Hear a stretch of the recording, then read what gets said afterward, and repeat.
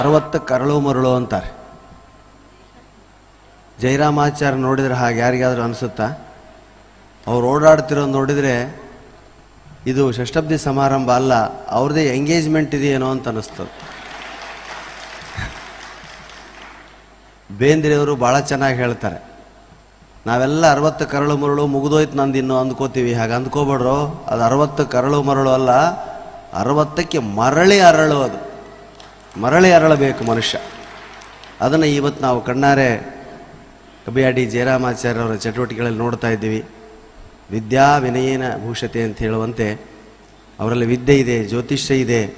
ಅದರ ಜೊತೆಗೆ ನನ್ನಂಥ ಒಬ್ಬ ಸಣ್ಣ ಕಲಾವಿದನನ್ನು ಕೂಡ ಅವರು ಫೋನ್ನಲ್ಲಿ ವ್ಯವಹರಿಸಿ ಇಲ್ಲಿಗೆ ಬರಮಾಡಿಕೊಂಡು ಉಡುಪಿಯ ಈ ಮಹಾಜನತೆಯ ಮುಂದೆ ನಮ್ಮನ್ನು ನಿಲ್ಲಿಸಿ ನಮ್ಮ ಮಾತುಗಳನ್ನು ಮಠ ಮಧ್ಯಾಹ್ನದಲ್ಲಿ ಕೇಳೋದಕ್ಕೆ ಹಚ್ಚಿದ್ದಾರೆ ಅಂದರೆ ಅದು ಅವ್ರ ಜ್ಯೋತಿಷಿಕಿರುವಂಥ ಶಕ್ತಿನೇ ವಿನಃ ನನ್ನ ಶಕ್ತಿ ಏನಲ್ಲ. ಯಾಕಂದ್ರೆ ಅವ್ರು ಭವಿಷ್ಯ ನೋಡಿದ್ರು 3 ಗಂಟೆಗೂ ಬರ್ತಾರೆ. ಜ್ಯೋತಿಷ ಹೇಳೋರು ನೋಡಿ, ಅವರು 3 ಗಂಟೆಗೆ ಯಾರು ಬರ್ತಾರೆ ಅಂತ ನಾನಂದರೆ ಖಂಡಿತ ಬರ್ತಾರೆ ಅಂತ ಲೆಕ್ಕ ಹಾಕಿ ನೋಡಿ ಹೇಳಿದರು. ಅವ್ರ ಜ್ಯೋತಿಷ್ಯದ ಪ್ರಕಾರ ನೀವೆಲ್ಲ ಬಂದಿದ್ದೀರಿ. ಆದರೆ ಈ ಭಾಗದಲ್ಲಿ ಒಂದು ಬಹಳ ದೊಡ್ಡ ಕೊರತೆ ನಮಗೆ ಕಾಣಿಸೋದು ಏನು ಅಂದರೆ ನಗು. ನೀವು ನಮ್ಮ ಕಡೆಯವ್ರ ಥರ ಬಿದ್ದು ನಗಲ್ಲ, ನಗ್ತೀರ, ಒಳಗೊಳಗೆ ನಗ್ತೀರ. ಅದು ನಮಗೆ ಸರಿಯಾಗಲ್ಲ. ಅದಕ್ಕೆ ನೀವು ದಯವಿಟ್ಟು ನಗು ಬಂದರೆ ಜೋರಾಗಿ ನಗಿ, ಇಲ್ಲಾಂದರೆ ಚಪ್ಪಾಳೆ ಹೊಡೆದ್ಬಿಡಿ ಆ ಟೈಮಲ್ಲಿ. ಅದನ್ನೇ ನಾವು ನಗು ಕನ್ವರ್ಟ್ ಮಾಡ್ಕೊಳ್ತೀವಿ. ಭಾಳಷ್ಟು ಜನ ನಮ್ಮ ಮುಂದೆ ಆಸೀನರಾಗಿದ್ದೀರಿ. ನಮ್ಮನ್ನು ಎತ್ತರದಲ್ಲಿ ನಿಲ್ಲಿಸಿ ತಮಾಷೆ ನೋಡ್ತಿದ್ದೀರಿ. ಎತ್ತರದಲ್ಲಿ ನಿಂತು ಮಾತಾಡೋ ಯೋಗ್ಯತೆ ನಮಗಿಲ್ಲ. ನಿಮ್ಮ ಮಧ್ಯದ ವಿಷಯಗಳನ್ನೇ, ನಿಮ್ಮ ಮಧ್ಯದ ವಿಷಯಗಳನ್ನೇ ಮಾತಾಡೋವಂಥವ್ರು ನಾವು. ಎಲ್ಲರಿಗೆ ಕಾಣಲಿ ಅನ್ನೋ ದೃಷ್ಟಿಯಿಂದ ಎತ್ತರದಲ್ಲಿ ನಿಂತಿದ್ದೀವಿ ಆಗಲಿ, ನಿಮಗಿಂತ ಎತ್ತರದಲ್ಲಿ ನಿಂತಿದ್ದೀವಿ ಅನ್ನೋಂಥ ಹೆಮ್ಮೆ ಆಗಲಿ ಗರ್ವ ಆಗಲಿ ನಮಗಿಲ್ಲ. ಅದು ಬರಲೂಬಾರದು ಯಾರಿಗಾದರೂ. ನಾನು ಮತ್ತು ನನ್ನ ಸಹ ಕಲಾವಿದರು ಉಡುಪಿಗೆ ಬರ್ತಾ ಇರೋದು ಇದು 7ನೇ ಬಾರಿ. 7 ಸಾರಿ ಬಂದಿದ್ದೀನಿ ನಾನು. ಇದೇ ರಾಜಾಂಗಣದಲ್ಲೇ 5 ಸಾರಿ ಕಾರ್ಯಕ್ರಮ ಕೊಟ್ಟಿದ್ದೀನಿ. ಎಲ್ಲ ಪರ್ಯಾಯ ಮಠಾಧೀಶರುಗಳು ನಮ್ಮನ್ನು ಕರೆಸಿದ್ದಾರೆ. ಉಡುಪಿ ಅಂದ ತಕ್ಷಣ 2ಕ್ಕೆ ನಾವು ಬಹಳ ಅಂಜ್ತೀವಿ, 3ಕ್ಕೆ 3 ಸೇರಿಸೋಣ. ಒಂದು ತುಂಬ ದೂರ ನಮ್ಮೂರಿಗೆ. ನಿನ್ನೆ ಮಧ್ಯಾಹ್ನ 5 ಗಂಟೆಗೆ ಬಸ್ಸಲ್ಲಿ ಕೂತವರು ಈ ಊರಿಗೆ ಬಂದಾಗ ಬೆಳಗ್ಗೆ 8:30. ಅಂದರೆ ಅಲ್ಲಿಗೆ 11-12 ತಾಸು ಜರ್ನಿ. ಅದು ಮೊದಲನೇ ಭಯ. 2ನೇ ಭಯ ಇಲ್ಲಿಯ ಧಗೆ. ನಮ್ಮನ್ನು ಮೀರಿಸ್ತದೆ ಇಲ್ಲಿ ಧಗೆ. ನಮ್ಮಲ್ಲಿ 42 ಡಿಗ್ರಿ ಬಿಸಿಲಿದ್ದರೂ ಇಷ್ಟು ಧಗೆ ಇರಲ್ಲ, ತಾಪ ಇರಲ್ಲ. ಇಲ್ಲಿ ತಾಪ ಜಾಸ್ತಿ. ಇನ್ನು 3ನೇದು ನೀವು ನಗಲ್ಲ. ಇದು ಅವೆರಡಕ್ಕಿಂತಲೂ ದೊಡ್ಡ ಧಗೆ ಇದು. ನೋಡಿ, ಇದು ನಗು ಲಾಸ್ಟ್ ನಿಮ್ಮದು. ನಮ್ಮಲ್ಲಿ ಇಷ್ಟು ನಗುನ ನಾವು ವೇದಿಕೆಗೆ ಬರೋ ಮುಂದೆ ನಗ್ತಾರೆ. ನಾವು ಬಂದು ಕುರ್ಚಿ ಮೇಲೆ ಕೂಡೋವರೆಗೂ ಈ ಥರ ನಗ್ತಿರ್ತಾರೆ. ಆಮೇಲೆ ಅದಕ್ಕೆ ನಮ್ಮ ಊರುಗಳ ಕಡೆ ಮೇಲ್ ಹಾಸಿರಲ್ಲ, ಓಪನ್ ಮಾಡ್ತಾರೆ. ಅಂದರೆ ಹಾರು ಹೋಗದೇ ಇರಲಿ ಅಂತ ಬೈಲ್ನಲ್ಲೇ ಕಾರ್ಯಕ್ರಮ. ಆದರೂ ಇಷ್ಟು ನಕ್ಕರೆ ನೀವು ಅಷ್ಟು ನಕ್ಕಾಗಿ ಅಂತ ನಮ್ಮ ಅಂದಾಜು. ಈ ಸೆಲ್ಫಿ ಬಂದು ನೋಡಿ, ಈಗ ಹಿಂಗೆ ಈ ಥರ ಫೋಟೋ ಪೋಸ್ ಕೊಡಬೇಕೋ ಅವ್ರನ್ನ ಅಲಕ್ಷ್ಯ ಮಾಡಬೇಕೋ ಗೊತ್ತಿಲ್ಲ. ನಿಮ್ಮನ್ನು ನೋಡಿದ್ರೆ ಅವ್ರ ಕಡೆ ಪೋಸ್ ಕೊಡೋ, ಈ ಕಡೆ ತಿರುಗಿ ಸಾರ್ ಅಂತಾರೆ, ಕೈ ಎತ್ತಿ ಸಾರ್ ಅಂತಾರೆ. ಇನ್ನು ಇವರೆಷ್ಟು ಈ ವಿಡಿಯೋದವ್ರಂತೂ ಜೋರು ಮಾತಾಡಿ ಸಾರ್, ಆಡಿಯೋ ಸರಿಗೆ ಆಗ್ತಿಲ್ಲ ಅಂತ ಬಲವಂತ ಮಾಡ್ತಾರೆ. ಈ ಸೆಲ್ಫಿಗಳಿಗಂತೂ ಸೌಜನ್ಯವೇ ಕಡಿಮೆ ಆಗೋಗಿದೆ. ಅದು ಯಾವನು ಕಂಡಿಡ್ನೋ ಸೆಲ್ಫಿನ. ಸೆಲ್ಫಿ, ಕುಲ್ಫಿ, ಬರ್ಫಿ, ಟಾಫಿ ಅಂತೆಲ್ಲ ಮುಂದೆ ಬರ್ಬೋದು. ಇನ್ನು ಸೆಲ್ಫಿ ಸ್ಟಿಕ್ ಅಂತ ಒಂದು ಬಂದಿದೆ. ಅದು ಟೀ ಅಂತ ಇಷ್ಟು ಉದ್ದ ಮಾಡಿ ಈಗ ತೆಗಿತಾರೆ. ನೀವು ಕೇಳಲಿ ಬಿಡಲಿ, ಅವ್ರು ಹಿರಿಯರೋ ಚಿಕ್ಕವ್ರು ಗೊತ್ತಿಲ್ಲ, ಹೆಗಲ ಮೇಲೆ ಅವರೇ ಕೈ ಹಾಕ್ತಾರೆ. ನಾವು ಅವನ ಜೊತೆ ಹೆಗಲ ಮೇಲೆ ಕೈ ಹಾಕಿ ತೆಗೆಸ್ಕೊಂಡು ಅವನೆಲ್ಲೋ ಯಾವುದೋ ರೇಪೋ ಮರ್ಡರೋ ಇದರಲ್ಲಿ ಸಿಗಿ ಬಿದ್ದ ಅಂದರೆ ಆವಾಗ ಓ ಈ ಪಾತಕನ ಕೈ ಪ್ರಾಣೇಶ್ ಅವರ ಹೆಗಲ ಮೇಲೆ ಒಂದು ನಾನು ಜೈಲಿಗೆ ಹೋಗಿಬಿಡ್ತಿತ್ತು. ಅದಕ್ಕೆ ಸೆಲ್ಫಿಗಳ ಬಗ್ಗೆ ದಯವಿಟ್ಟು ಅದರಿಂದ ದೂರ ಇರಿ, ದಯವಿಟ್ಟು ತಗೊಬೇಡ. ನಮಗೂ ಕೂಡ ಬಸ್ಸಿಗೆ ಹೋಗಬೇಕಾಗಿರ್ತದೆ, ಯಾವುದೋ ಇಂಪಾರ್ಟೆಂಟ್ ಕಾರ್ಯಕ್ರಮ, ಯಾರೋ ನಮ್ಮ ಗುರುಗಳು ಮುಂದೆ ನಿಂತಿರ್ತಾರೆ, ಅವ್ರನ್ನ ತಳ್ಳಿ ನಮ್ಮ ಜೊತೆ ಸೆಲ್ಫಿ ತೆಗೆಸ್ಕೊಳ್ಳೋದು ಇತ್ತೀಚಿನ ಕೆಲವು ಜನ. ಇವೆಲ್ಲ ಬೇಜಾರಾಗಿ ಆರ್ಟಿಕಲ್ ಒಂದು ಬರೆದಿದ್ದೇನೆ. ದಯವಿಟ್ಟು ಇಂಥ ಸೌಜನ್ಯ ಮೀರಿ ಹೋಗಬೇಡಿ. ಒಂದು ಶವ ಸಂಸ್ಕಾರಕ್ಕೆ ಹೋಗ್ತಾ ಇದ್ದೇನೆ. ನಮ್ಮ ಸ್ನೇಹಿತನ ತಾಯಿ ತೀರ್ಕೊಂಡಿದ್ಲು, ಶವದ ಜೊತೆ ಹೋಗ್ತಾ ಇದ್ದೀನಿ. ಪಕ್ಕದಲ್ಲಿ ಒಂದು ಟಾಟಾ ಸುಮೋ ಬಂತು. ಮುಂದೆ ಹೋದಂಥ ಟಾಟಾ ಸುಮೋ ವಾಪಸ್ ಬಂತು. ಅಯ್ಯೋ ಬನ್ನಿ ಸರ್, ನಿಮ್ಮ ಜೊತೆ ಒಂದು ಫೋಟೋ. ಇಲ್ರಯ್ಯ, ನಮ್ಮ ಸ್ನೇಹಿತನ ತಾಯಿ, ಫೋಟೋ ಬೇಡ ದಯವಿಟ್ಟು ಕ್ಷಮಿಸಿ. ನೀವೇನು ಬದುಕಿಸ್ತೀರೇನ್ರಿ ಅವ್ರನ್ನ? ಸತ್ತೋಗ್ಯಾರ. ನೀವೇನು ಅಲ್ಲೂ ತಮಾಷೆ ಅಂದರೆ ನಾವು ತಮಾಷೆ ಮಾಡೋರಲ್ಲ ಅಂತ. ನೀವು ಬದುಕಿಸ್ತೀರೇನ್ರಿ ಅವ್ರನ್ನ? ಬರೀ ಇಲ್ಲೇ 20 ಜನ ಸ್ನೇಹಿತರೆ ಮೊದಲು ಗುಂಪಾಗಿ, ಆಮೇಲೆ ಸಿಂಗಲ್ ಆಗಿ ಫೋಟೋ ತೆಗೆಸ್ಕೊಂಡ್ರು. ನಾವು ಹೋಗೋಷ್ಟೊತ್ತಿಗೆ ಸಂಸ್ಕಾರನೇ ಆಗಿ ಹೋಗ್ಬಿಟ್ಟಿತ್ತು. ಹಾಂ, ಇವೆಲ್ಲ ಏನು ಜನ ಆಗಿದ್ದಾರೆ ಇವತ್ತು ಅಂದರೆ, ಅದಕ್ಕೆ ನಾನು ಮೊನ್ನೆ ಒಂದು ಆರ್ಟಿಕಲ್ ಬರೆದಿದ್ದೆ, ನಾವು ಹೇಳುವ ಹಾಸ್ಯವನ್ನು ಲಘುವಾಗಿ ತೆಗೆದುಕೊಳ್ಳಿ, ನಮ್ಮನ್ನೇ ಅಲ್ಲ ಅಂತ. ಅದನ್ನು ಶ್ರೀಗಳು ಓದಿದ್ದಾರೆ. ನಮ್ಮನ್ನೇ ಹಾಸ್ಯ ಹೇಳ್ತಾರೆ ಅಂದರೆ ಇವರೇ ಲಘು ಅಂತ.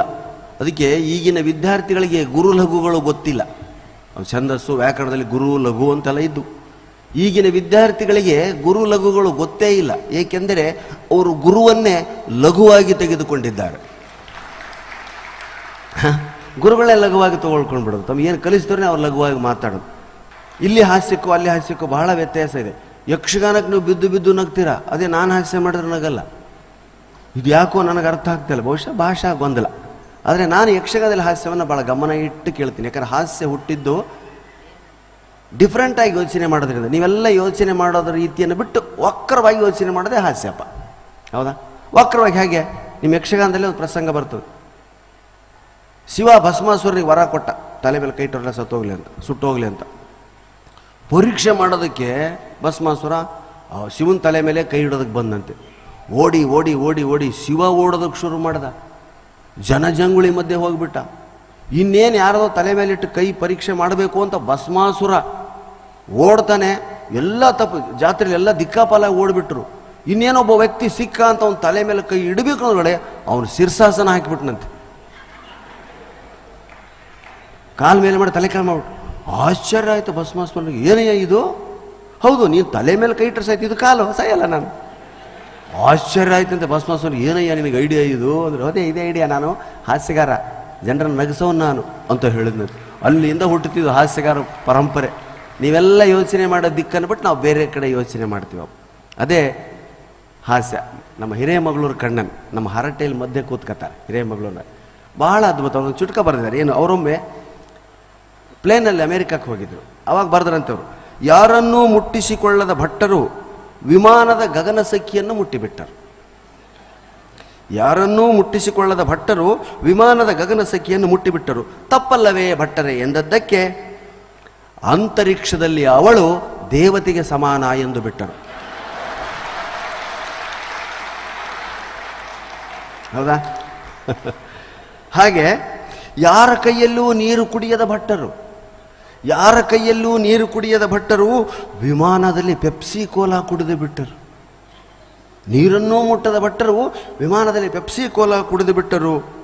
ತಪ್ಪಲ್ಲವೇ ಭಟ್ಟರೆ ಎಂದದ್ದಕ್ಕೆ ಭೂಸ್ಪರ್ಶವಾಗದ ಜಲಕ್ಕೆ ದೋಷವಿಲ್ಲ ಎಂದು ಬಿಟ್ಟರು. ಹಾಸ್ಯಕ್ಕೆ ಇಂಥದೇ ಪರಿಮಿತಿ ಅನ್ನೋದಿಲ್ಲ. ನೆಮ್ಮದಿ ಜೀವನ ಮಾಡ್ತಿದ್ವಿ ನಾವು ಅಂದರೆ, ನೆಮ್ಮದಿಯಾಗಿದೆ ಜೀವನ, ಇನ್ನೇನ ಮದುವೆ ಮಾಡ್ಕೊಂಬೇಡಪ್ಪ. ನೆಮ್ಮದಿ ಸಿಕ್ಕ ಕೂಡಲೇ ಹೆಂಡತಿಗಾಗಿ ಹುಡುಕಾಟ, ಹೆಂಡತಿ ಸಿಕ್ಕ ಕೂಡಲೇ ನೆಮ್ಮದಿಗಾಗಿ ಹುಡುಕಾಟ. ಹೌದಾ? ಹೆಂಡತಿ ಸಿಕ್ಕ ತಕ್ಷಣ ನೆಮ್ಮದಿ ಹುಡುಕ್ತದೆ. ನೆಮ್ಮದಿ ಇದೆ ಅಂತ ನಾವು ಮದುವೆ ಮಾಡ್ಕೊತೀವಿ, ಆಮೇಲೆ ನೆಮ್ಮದಿನೇ ಕಷ್ಟ ಕಳ್ಕೊಂಡ್ಬಿಡ್ತೀವಿ ಅಂತ. ಗಂಡ ಹೆಂಡತಿ ಇಬ್ಬರು ಮಲಗಿದ್ರು. ಇದ್ದಕ್ಕಿದ್ದಾಗ ಹೆಂಡತಿ, ರೀ ಈ ಕಡೆ ತಿರುಗ್ರಿ, ನನಗೆ ಭಯ ಆಗ್ತಿದೆ ಅಂದ್ಲು. ಪಾಪ ಅವನು ಆ ಕಡೆ ತಿರುಗಿ ಮಲಗಿದ್ದ. ಗಂಡ ಹೆಂಡತಿ ಒಂದೇ ನಾಣ್ಯದ ಎರಡು ಮುಖಗಳು ಸ್ನೇಹಿತರೆ. ಅದಕ್ಕೆ ಒಬ್ಬರು ಮುಖ ಒಬ್ಬರು ನೋಡಲ್ಲ, ಇಬ್ಬರು ಬೆನ್ನು ಮಾಡಿ ಮಲಗಲ್ಲ. ಇವಳು ಹೇಳಿಲ್ಲಂತೆ, ರೀ ಸ್ವಲ್ಪ ಈ ಕಡೆ ತಿರುಗ್ರಿ, ಯಾಕೆ ನನಗೆ ಭಯ ಆಗ್ತಿದೆ ಅಂದರೆ ನಾನು ಭಯ ಪಡಲಿ ಅಂತಾನಾ? ಅರ್ಥ ಆಯ್ತಲ್ಲ? ಅಯ್ಯೋ ತಿರುಗ್ರಿ, ಪಾಪ ಕಣ್ಣು ಮುಚ್ಕೊಂಡೇ ಈ ಕಡೆ ತಿರುಗಿದ. ಏನು ಹೇಳ್ರಿ, ಅದೇನೇ ಮದುವೆ ಮಾಡಿಸಿದ್ರಲ್ಲ ಭಟ್ರು, ತೀರ್ಕೊಂಡ್ರಂತೆ. ಎಲ್ಲೋಗುತ್ತೆ ಪಾಪ, ಮಾಡಿದ ಪಾಪ, ಸತ್ರ ಒಳ್ಳೆದಾಗಿ. ಒಂದೊಂದೇ ಲೈನಲ್ಲಿ ಸ್ನೇಹಿತರೆ ನಮ್ಮ ದಾಂಪತ್ಯದ ಕಹಿಗಳನ್ನು ಸಿಹಿಗಳನ್ನು ಹಾಸ್ಯ ತೆರೆದಿಟ್ಟಂತೆ ಬೇರೆಯವರು ತೆರೆದಿಡಕ್ಕೆ ಸಾಧ್ಯವಲ್ಲ. ಕೋಪಿಸ್ಕೊಳ್ತಾರೆ. ಅದರಲ್ಲೂ ನನಗೆ ಸಂತೋಷ ಆಗಿದ್ದೇನು ಅಂದರೆ, ಅತ್ಯಂತ ಆರೋಗ್ಯಶಾಲಿಗಳು ನಮ್ಮ ತಾಯಿಯಂದರು ಅಕ್ಕ ತಂಗಿಯರು ಹೆಣ್ಮಕ್ಳೇ. ಗಂಡಸರಿಗೆ ಆಯುಸ್ಸು ಕಡಿಮೆ ಆಗ್ತಾಯಿದೆ. ಇದು ನಾನು ಕಂಡುಕೊಂಡು ಸತ್ಯ. ಯಾಕೆ ಹೇಳಿ, ನಾನು ಯಾರ ಮನೆಗೆ ಹೋಗಿ ನೋಡಲಿ ಗಂಡನ ಫೋಟೋಕ್ಕೆ ಹಾರ ಇರ್ತದೆ. ಅಯ್ಯೋ ಯಜಮಾನ್ರು ಹೋದ್ರು, ಅಯ್ಯೋ 8 ವರ್ಷ ಆಯ್ತು, ಮಕ್ಕಳೆಲ್ಲ ಎಷ್ಟು ನಾನೇ ಬೆಳೆಸಿದ್ದೀನಿ, ಯಾವಾಗಲೂ ಹೋಗುತ್ತೆ. ಯಾಕಂದರೆ ಚಿಂತೆಗಳೆಲ್ಲ ಹಚ್ಕೊಂಡು ಸಹಾಯದ ನಾವೇ. ಹೆಣ್ಮಕ್ಳು ಇನ್ನೊಬ್ಬರ ಜೊತೆ ಮಾತಾಡ್ತಾ ಎಷ್ಟು ಚೆನ್ನಾಗಿರ್ತಾರೆ. ಈಗ ನನಗೆ ಯಾರೋ ಇಬ್ಬರಲ್ಲಿ ಬಂದು ಮಾತಾಡ್ಸಿದ್ರು, ಎಷ್ಟು ಸಂತೋಷ ಆಯಿತು ಅಂದರೆ ನನಗೆ ಭಾಳ ದೊಡ್ಡ ಹೊತ್ತು ಜ್ಞಾನಪೀಠ ಪ್ರಶಸ್ತಿ ಸಿಕ್ಕಂಗಾಯ್ತು. ಅವರಿಗೆ ಪ್ಯಾರಾಲೈಸಿಸ್ ಅಟ್ಯಾಕ್ ಆಗಿತ್ತಂತೆ. ನನ್ನ ಕ್ಯಾಸೆಟ್ ನೋಡಿ ನೋಡಿ ನೋಡಿ ಅವ್ರಿಗೆ ಪ್ಯಾರಾಲೈಸಿಸ್ ಕಡಿಮೆ ಆಯ್ತಂತೆ. ತಾಯಿ ಕೃಷ್ಣನ ಸನ್ನಿಧಿಯಲ್ಲಿ ಎಂಥ ಸತ್ಯ ಹೇಳಿದಿರಿ. ಆ ಭಗವಂತ ನನಗಂಥ ಶಕ್ತಿ ಕೊಟ್ಟಿದೆ ಅಂತ ನನಗೆ ಇವತ್ತು ತಿಳಿದು ಭಾಳ ಸಂತೋಷ ಆಯಿತು. ದಯವಿಟ್ಟು ನಗುವಿಗೆ ಆ ಶಕ್ತಿ ಇದೆ ಅಂತ ತಿಳ್ಕೊಳ್ಳಿ. ನನ್ನ ಹತ್ರ ಆ ಶಕ್ತಿ ಇಲ್ಲ. ದಯವಿಟ್ಟು ನಗ್ರಿ. ಗಂಡಸರಿಗೆ ಹಾರ್ಟು, BP, ಶುಗರು ಎಲ್ಲ ವಾಕಿಂಗ್ ಮಾಡೋದು ನೋಡಿ, ಹೆಣ್ಮಕ್ಳು ಮಾಡಲ್ಲ. ಮಾಡಿದರೆ ಗುಂಪು ಗುಂಪಾಗಿ ಹೋಗ್ತಾರೆ. ಇದು ಒಂಟಿ ಗೋಬೆ ಹಿಂಗೆ. ಅದಕ್ಕೆ ರಾಮಾಯಣಂ ದರ್ಶನದಲ್ಲಿ ಕುವೆಂಪುರು ಬರೀತಾರೆ, ಬಂದರ್ ಬಾಲೆಯರ್ ಗಿಳಿಹಿಂಡ ನಣಕಿ ಪವೋಲ್. ಬಂದರ್ ಬಾಲೆಯರ್ ಗಿಳಿವಿಂಡ ನಣಕಿ ಪೋಲ್. ಹೆಣ್ಣುಮಕ್ಳು ಬಂದರೆ ಗಿಳಿಹಿಂಡು ಬಂದಾಗ ಬರ್ತಾರಂತೆ, ಗುಂಪು ಗುಂಪಾಗಿ ಬರ್ತಾರೆ. ಅವರು ಒಂಟಿ ಇಲ್ಲ. ಅದೇ ಗಂಡಸು ನಿಂತನ್ ಒಂಟಿ ಗೂಬೆಯೋಳ್. ಒಬ್ಬರೇ ಇರ್ತೀವಿ ನೋಡಿ. ಹೆಣ್ಮಕ್ಳು 2 ಚೇರ್ನಲ್ಲಿ 3 ಜನ ಅಡ್ಜಸ್ಟ್ ಮಾಡ್ಕೊತಾರೆ. ಅಯ್ಯೋ ಬನ್ನಿ ಪಾರ್ವತಮ್ಮ, ಬನ್ನಿ ಬನ್ನಿ ಈ ಕಡೆ ಬನ್ನಿ. ಅಯ್ಯೋ ರುಕ್ಮಿಣಿ ಈ ಕಡೆ ಬರೇ ಏನು ಹೊತ್ಕೊಂಡು ಹೋಗ್ತೀವ ಇದನ್ನ, ಬನ್ನಿ ಬನ್ನಿ ಕರೀದ ಹತ್ತತ್ರ ಕರ್ಕತ್ತಾರೆ. ಇವು ಗಂಡಸಿಲ್ಲ. 2 ಚೇರಿಗೆ ಒಬ್ಬನೇ ಕೂತು 3ನೇದಕ್ಕೆ ಕೈ ಹಾಕಿರ್ತಾನೆ. ಯಾರೂ ಬರಬಾರ್ದು, ಯಾರೂ ಬರಬಾರ್ದು. ಇವನು ಪಕ್ಕ ಒಬ್ಬನೇ, ಯಾರನ್ನೂ ಮಾತಾಡ್ಸಲ್ಲ. ಅವನು ಮಾತಾಡ್ಸಲಿ ಅಂತ ಇವನು. ಏನೇ ನೋಡಲಿ ಸಂತೋಷ ಪಡೋದು ಹೆಣ್ಮಕ್ಳೇ. ಅದಕ್ಕೆ ಅವ್ರು 100 ವರ್ಷ ಬಾಳ್ತಾರೆ. 4 ಹಡ್ದಿರ್ತಾಳ್ರಿ. ಅವ್ರು ಮದುವೆ ಮಾಡಿರ್ತಾರೆ. ಸೊಸೆ ಅಂದ್ರು ಅಳಿ ಅಂದ್ರೆ ಬಂದಿರ್ತಾರೆ. ಒಂದು ಎಳೆಯ ಮಗುನ ಕೈಯಲ್ಲಿ ಕೊಡಿ. ಅಯ್ಯೋ ನನ್ನ ಬಂಗಾರ ಎಲ್ಲಿದ್ಯೋ, ಅಯ್ಯೋ ಚಂದ್ರಮ್ಮ ನನ್ನ ಮದುವೆ ಆಗ್ತೀಯನೋ, ಲೊಚಲಚ ಮುದ್ದಿಡ್ತಾಳೆ, ಮುದಿಸ್ತಾಳೆ, ತೂರ್ತಾಳೆ. ಅಳೋ ಮಗು ನಗೋದಕ್ಕೆ ಶುರು ಮಾಡುತ್ತೆ. ಅದೇ ಒಂದು ಎಳೆಯ ಮಗುನ ಗಂಡಸಿನ ಕೈಯಲ್ಲಿ ಕೊಡಿ. ಏಯ್ ಚೊಪ್ ಏಯ್. ಆ ಎಳೆಯ ಮಗು ನಾ ಮಿಲ್ಟ್ರಿ ಅವ್ರ ಥರ ಗದರಿಸ್ತಾನೆ. ಅದ್ರ ಮೇಲೇ ಗೊತ್ತಾಗ್ಬಿಡ್ತೀವಿ ನಿಮಗೆ ಮಗುನ ಆಡ್ಸಕ್ಕೆ ಬರಲ್ಲ ಅಂತ. ಒಳ್ಳೆ ರಸ್ತೆ. ಎಲ್ಲಿಂದ? ಹೈದ್ರಾಬಾದ್ ಟು ಮಂಗಳೂರು. ಅದೇ ಹೆಣ್ಮಕ್ಳು ಬಂದ್ಬಿಡ್ಲಿ, ಮಾ ಏನು ರಸ್ತೆ ಮಾಡಿದಾರೆ ಅಮ್ಮ ಸೆಂಟ್ರಲ್ ಗೌರ್ಮೆಂಟ್ನವರು. ಬಾ ತುಂಬ ಚೆನ್ನಾಗಿದೆ, ತುಪ್ಪ ಹಾಕಿ ತುಪ್ಪ ಬಳ್ಕೋಬೇಕಲ್ವ, ಅಷ್ಟು ಚೆನ್ನಾಗಿದೆ ರಸ್ತೆ. ಬಂದಿದ್ದು ಗೊತ್ತೇ ಆಗಲಿಲ್ಲ ಉಡುಪಿಗೆ ಅಂತಾರೆ. ಅದೇ ಗಂಡಸನ್ ಕೇಳಿ ಎಷ್ಟು ಹೊಡೆದಿದ್ದಾರೋ ಬಡ್ಡಿ ಮಕ್ಕಳು. ಸಂತೋಷ ಪಡೋದು ಇಲ್ವೇ ಇಲ್ಲ. ಎಷ್ಟು ಹೊಡೆದಿದ್ದಾರೋ ಬಡ್ಡಿ ಮಕ್ಕಳು.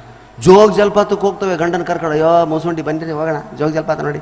ಮೇಲಿಂದ ನೀರು ಬೀಳೋದು ನೋಡಿ, ಎಷ್ಟು ಆನಂದ. ಹೆಂಗಸರಿಗೆ ಅಮ್ಮ ನೋಡಿದ್ರ ಶಿವನ್ ತಲೆ ಮೇಲಿಂದನೇ ನೀರು ಬೀಳೋ ಹಾಗಿದೆ ಇಲ್ಲ. ಬಾ ಏನು ಚೆನ್ನಾಗಿದೆ. ಅಯ್ಯೋ ಮಳೆ ಬಂದರೆ ಎಲ್ಲ ಇಷ್ಟೇ, ಮೇಲಿಂದ ನೀರು ಬಿದ್ದರೆ ಇಷ್ಟೇ.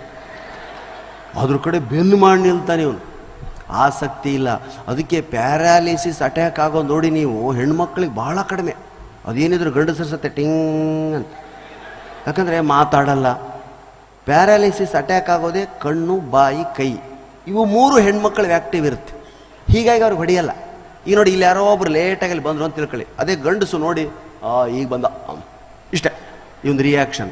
ಅದೇ ಇವಳು ಆಗಲ್ಲ. ನೋಡು ಈಗ ಬಂದು ಈಗ ಬರ್ತಾಳೆ.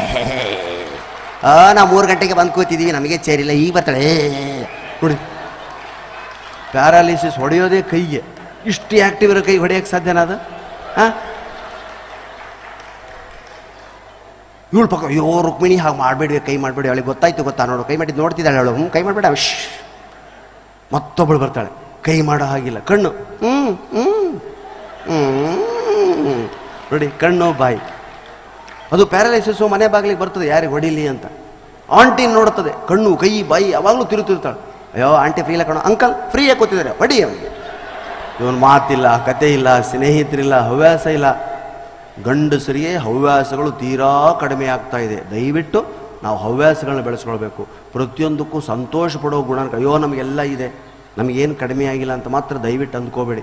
ಆರೋಗ್ಯ ಕಡಿಮೆ ಆಗುತ್ತೆ ಆಗ ಅಂದ್ಕೊಂಡ್ರೆ. ಅವ್ರ ಹಾಗೆ ಮಾತಾಡಿ ನೋಡಿ. ಹೆಣ್ಮಕ್ಳು ಸೀರಿಯಲ್ ನೋಡೋದಿರಲಿ, ಎಲ್ಲದರಲ್ಲೂ ಎಂಜಾಯ್ಮೆಂಟ್ರಿ ಅವ್ರದ್ದು. ಪ್ರತಿಯೊಂದು ಆ ಸೀರಿಯಲ್ ನೋಡೋದಕ್ಕೆ ಅವರಂಥ ಗಟ್ಟಿಗಿತ್ತಿಯರು ಜಗತ್ತಿನಲ್ಲಿ ಯಾರೂ ಇಲ್ಲ. ಆ ಸೀರಿಯಲ್ಗಳನ್ನ ಗಂಡಸರು ನೋಡೋದಕ್ಕೆ ಸಾಧ್ಯ ಏನ್ರಿ?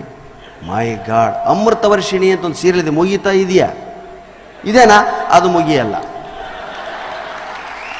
ಅದು ಶುರುವಾದಾಗ ನನಗೆ 8 ವರ್ಷ, ಇವತ್ತು ನನಗೆ 55 ವರ್ಷ. ಎಷ್ಟು ವರ್ಷದಿಂದ ನಡೀತಾ ಇದೆ ನೀವೇ ಲೆಕ್ಕ ಹಾಕಿ. ಅದು ಮುಗಿಯಲ್ಲ. ಯಾಕೆಂದರೆ ಒಂದೇ ಒಂದು ಸೀನನ್ನು 3 ದಿವಸ ತೋರಿಸ್ತಾರೆ. ಈಗ ಈ ಕಡೆ ಜಯರಾಮಾಚಾರ್ಯ ಇಲ್ಲಿ ನಿಂತ್ಕೊಂಡು ನಾನು ಕೂಗ್ತಾರಪ್ಪ ಪ್ರಾಣೇಶ್ ಅಂತ. ಹೇಳಿಕ ಪಡೆಯವರೇ ಪ್ರಾಣೇಶ್ ಹೇಳಿ ಜಯರಾಮಾಚಾರ್ಯ ನೋಡಿ. ಒಂದು ಕ್ಷಣದಲ್ಲಿ ನೋಡ್ತೀನಿ, ಒಂದು ಸೆಕೆಂಡ್ ಕತ್ತೊಳಸ್ತೆ ನೋಡ್ತೀನಿ. ಆ ಅಮೃತವರ್ಷಿಣಿ ಸೀರಿಯಲಲ್ಲಿ ಹೇಮಾ ಚೌಧರಿ ಅತ್ತೆ ಅಮೃತಾನ ಕೂಗ್ತಾಳೆ, ಅಮೃತ. ಇವಳು 3 ದಿವಸ ನೋಡ್ತಾಳ್ರಿ. ಏನತ್ತೆ?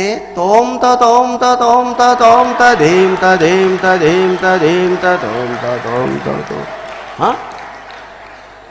ಕತ್ತೊರಳಿಸಿ ನೋಡೋದಕ್ಕೆ ಸೌದೆ ತುಂಬಿದ ಲಾರಿ ಥರ ಟರ್ನ್ ಆಗ್ತಾಳೆ. ಸೌದೆ ತುಂಬಿದ ಲಾರಿ ಥರ ಹಿಂಗೆ ಇಷ್ಟು ಲಾಂಗ್ ಚಾಸಿ.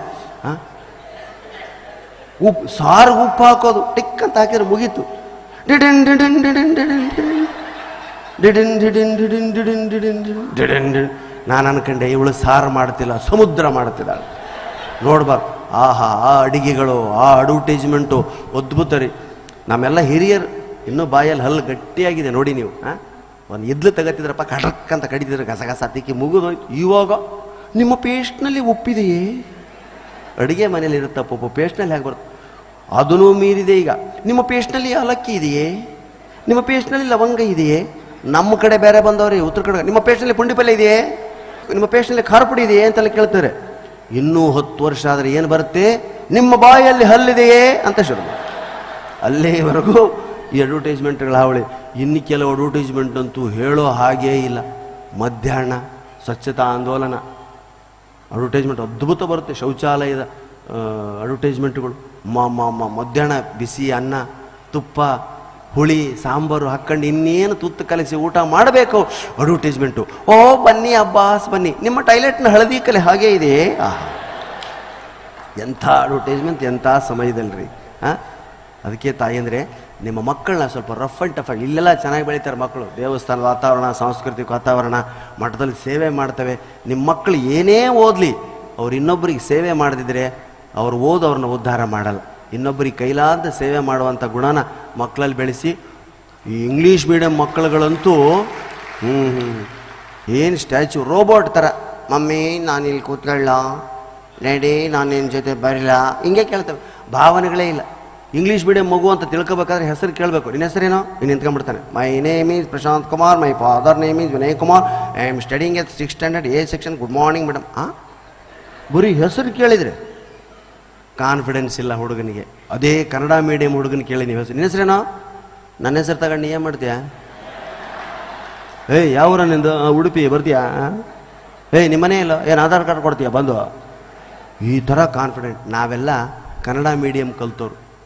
ನಮಗೆ ಗೊತ್ತಿದ್ದನ್ನು ಹೇಳೋದಷ್ಟೇ ನಮಗೆ ನಮ್ಮ ಗುರುಗಳು ಕಲಿಸಿರೋದು. ಆಮೇಲೆ ಜನ ತೀರ್ಮಾನಿಸ್ಲಿ, ನೀನು ಹೇಳೋ ಬೇಡೋ, ಹೇಳೋ ಬೇಡೋ, ಅನುಮಾನ ಬೇಡ. ಮಕ್ಕಳಲ್ಲಿ ಆ ಕಾನ್ಫಿಡೆನ್ಸ್ ತುಂಬೋದೇ ಮಾತೃಭಾಷೆಯ ಶಿಕ್ಷಣ. ಮಕ್ಕಳಿಗೆ ದಯವಿಟ್ಟು ಕನ್ನಡ ಮಾಧ್ಯಮದಲ್ಲಿ ಸರ್ಕಾರಿ ಶಾಲೆಗಳಲ್ಲಿ ಶಿಕ್ಷಣ ಕೊಡಿಸಿ. ಎಲ್ಲರ ಜೊತೆ ಬೆರಿಬೇಕು. ಈಗ ಸ್ವಚ್ಛತೆ, ಅಯ್ಯೋ ಅಲ್ಲಿ ಗಲೀಜು, ನಿಮ್ಮಲ್ಲಿ ಅಕ್ವಾಗಾರ್ಡರ್ ವಾಟರ್ ಇದೆಯೇ? ಕೈ ತೊಳಿಬೇಕು, ಕೈ ತೊಳಿದೇ ತಿನ್ನದೆ ಹೋಗಿಲ್ಲ, ಬ್ಯಾಕ್ಟೀರಿಯಾಸ್ ಇರುತ್ತೆ. ನಾವೆಲ್ಲ ಬೆಳೆದದ್ದು ಸಿಕ್ಕದ್ದು ತಿಂದು. ಈ ಮಲ್ನಾಡಿನಲ್ಲಂತೂ, ಮಲ್ನಾಡಿನಲ್ಲಿ ಅಡ್ಡಾಡೋ ಮಕ್ಕಳು ಮೇಲ್ಗಡೆ ಹತ್ತಿ ಹಣ್ಣು, ಕೆಳಗಡೆ ಯಾವುದೋ ಕೊಳಚೆ ನೀರು ನಿಂತಿರ್ತಪ್ಪ, ದುಬುಕ್ ಅಂತದ್ರಲ್ಲಿ ಹಣ್ಣು ಬೀಳುತ್ತೆ, ನೋಡ್ತವೆ. ತೆಗೆದು ನೋಡಿದ್ರೆ ಹುಳ, ಅಮ್ಮ ಇದ್ರಲ್ಲಿ ಹುಳ ಇದೆ, ನೋಡಬೇಡ ಬಾಯಿಗೆ ಹಾಕೋ. ನೋಡಿದ್ರೆ ಕಣ್ಣು ಬೇನೆ ಬರುತ್ತಂತೆ. ಹುಳ ನೋಡಿದ್ರೆ ಕಣ್ಣು ಬೇನೆ, ನೋಡದೆ ತಿಂದರೆ ಏನೂ ಆಗಲ್ಲ. ಹಾಗೆ ತಿಂದ್ವಿ.